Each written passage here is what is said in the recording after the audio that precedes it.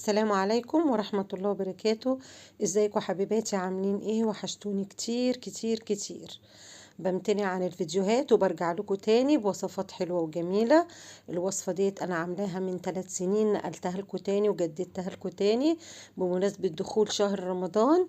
هنعمل حاجات حلوة مع بعض. لفتين جلاش عملت منهم حلو وحادق زي ما انتوا شايفين، واحلى سندوتشات او احلى كريب او احلى فطاير، سموها زي ما تسموها. الوصفة تحفة جدا. هنبدأ وصفتنا ونقول ايه؟ اللهم صل وسلم وبارك عليك يا حبيبي يا رسول الله. انا معايا هنا كانت شوية فاهيتا، فاهيتا الدجاج. كنت عاملة وصفة ومتبقيين عندي فقلت اعملهم بيهم الوصفة ديت. انا عندي هنا كوباية سمنة على زيت وكوباية لبن، وعندي هنا الكوباية اللي هي بتاعت الجبنة دي انا محوشة فيها قشطة اللبن. دي اختياري، يعني عندك حطيها، وش اللبن عندك حطيه، مش عندك خلاص.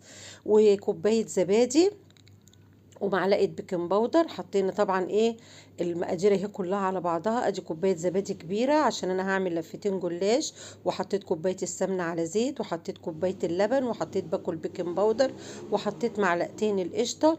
وبقلب كل المقادير دي الجميله اللي هتخلي معايا الجلاش في حته تانية. هتنقله لفطير، هتنقله لبتيه، هتنقله طعم تحفه جدا.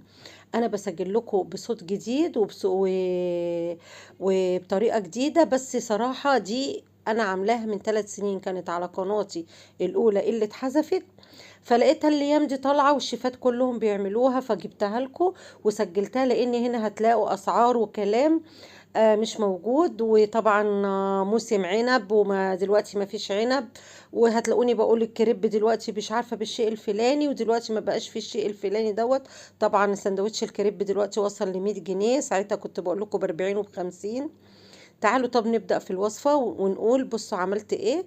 فردت ورقة جلاش ورحت دهناها بالخليط اللي انا عاملاه، طبقتها ورحت دهنه النص الفوقاني، حطيت الحشوة وحطيت عليها الجبنة الموتزاريلا، وباجي اطبق من الجنبين كده زي ما انتوا شايفين، والف واحطهم جنبي في صينية.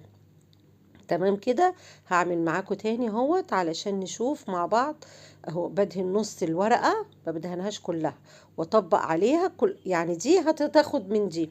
وباجي في النص الفوقاني بدهن كده برضو من نفس الخليط، واحط الوصفة الحشوة وعليها الجبنة الموتزاريلا. هنا الفاهيتا كانت عبارة عن فلفل ألوان وبصل ودجاج وزيتون وعاملاهم مع بعض زي الشاورما كده، وبروح حاطه الجبنه الموتزاريلا واطبق لحد ما خلصتهم.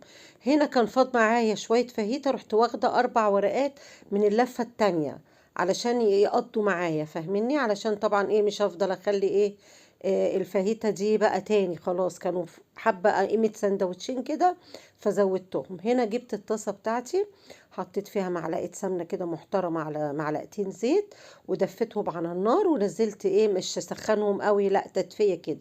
وانزل بقى بالايه بالسندوتشات بتاعتي كده، واقلبهم مره على الجنب ده ومره على الجنب ده. وباخد برضو الجناب كده اوقفها زي ما انتوا شايفين كده، علشان تاخد لون من كل الجهات وتستوي وتبقى جميلة وزي الفل ان شاء الله. الوصفة دي هتعجبكم، هتشرفكم في العزومات بتاعت رمضان اللي جاية. كل سنة وانتوا طيبين. تعملوها جنب الاكلات كده اختياري. وبرضو دلوقتي هقول لكم ممكن تعملوها بطريقة ازاي برضو، هتبقى تحفة وجميلة. ممكن بدل ما تقلي كده بتجيبي صينية او صاج وتدهنيه وترصي فيها الفطاير بتاعتك، وتدهني برضو الوش من نفس الخليط، وتدخليها الفرن وعليها شوية جبنة موتزاريلا وترشيها، او تدهنيها ببيض ولبن وترشي عليها حبة البركة، بتطلع تحفة تحفة تحفة. هنا كنت بوريكم انا قدمتها ازاي ومعاها طبق الكاتشب، وبوريكم كده لما بقسمها بسم الله ما شاء الله. طبعا جميلة جدا. وطبعا دي ما تنفعش الطريقة دي تتحشي فيها اي حاجة نية، لازم كل حاجة تبقى فيها مستوية. كان عندي بقى هنا حبة عنب متبقيين من العنب الاحمر دوت، فردتهم وغسلتهم كويس وحطيت عليهم نص كوباية سكر ورفعتهم على النار يتكرملوا، عشان انا عايزة بقية لفة الجلاش اعملها حلو. فانا عملت لهم ايه بلفتين الجلاش، عملنا الحلو وعملنا الحادق. هنا بعملهم كده زي المربى، واول ما غليوا كده وابتدوا يتسبكوا نزلت عليهم بعصرة ليمونة. وجيت بقى ايه ببقيت لفة الجلاش، دهنت الصينية من نفس الخليط ده دهني كويس جدا. هتحط بقى ايه تلتين ورقة الجلاش جوه، والتلت التاني بره. التلت يعني مثلا يعني من الاربع جهات يا جماعة. بصوا يمين وشمال وشرق وجنوب فوق وتحت.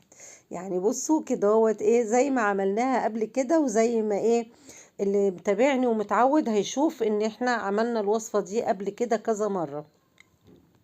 خلاص. بس يا رب ما تنسونيش وتعملوا اللايك وتشدوا حيلكم شوية معايا كده.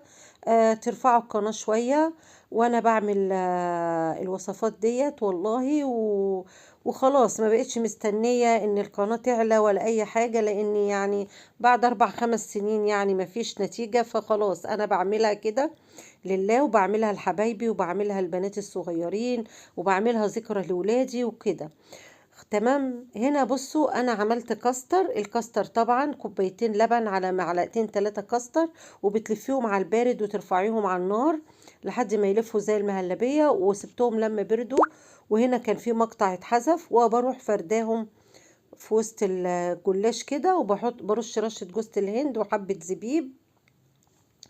والمقطع اللي اتحذف ده انا طبقت بقية الورق وبقيت ادهن، وخليت ورقتين الاخرانيين لفيت بيهم وش الصينية. طبعا دخلتها على فرن سخن ودهنت برضو الوش من باقي الخليط.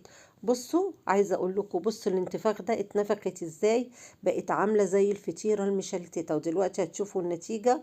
روعه روعه روعه. بصوا بصوا الجمال، طراوه طريان. تحفه.